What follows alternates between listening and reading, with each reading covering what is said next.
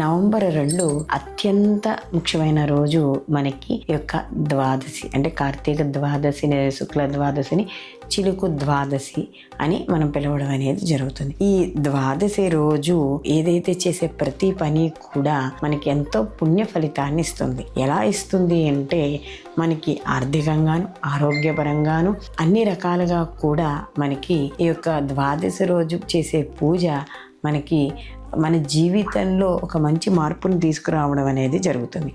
ఈ యొక్క ఉద్దాన ఏకాదశి రోజు ఏదైతే ఉందో, అంటే ఉద్దాన ఏకాదశి అంటే మనకి విష్ణువు మేల్కొంటాడు అని చెప్తాం. అంటే ఆషాఢ మాసంలో పడుకున్న విష్ణుమూర్తి ఈ యొక్క ఉద్దాన ఏకాదశి రోజు మేల్కొంటాడు.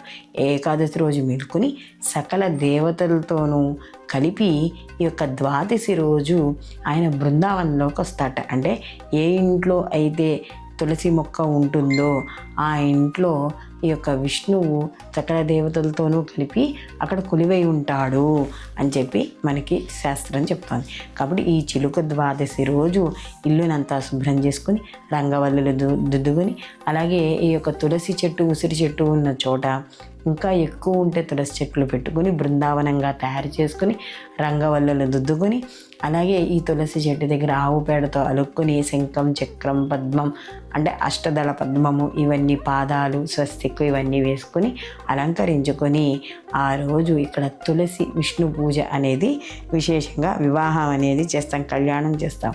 కాబట్టి ఈరోజు ఎవరైతే ఈ యొక్క తులసి విష్ణు యొక్క కళ్యాణం చేస్తారో, చూస్తారో వాళ్ళ పాపాలు అన్నీ కూడా అగ్నిలో పడిన దూది వలె కూడా మాడిపోయినట్టుగా అయిపోతాయి అని చెప్పి మనకి ఆ రోజు మనం చేసుకునే చిలుకు ద్వాదశి కథ వృత్తాంతంలో కూడా ఉంటుంది. కాబట్టి ఈ రోజు తప్పనిసరిగా అందరూ కూడా ఈ చిలుకు ద్వాదశి పూజ అనేది చేసుకోవాలి.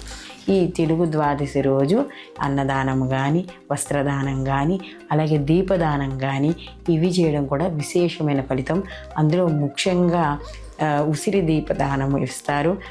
ఇంటికి బ్రాహ్మణ్ణి పిలిపించుకునిగా లేదా గుడిలో కానీ ఈ దీపదానం అనేది తప్పనిసరిగా చెయ్యాలి.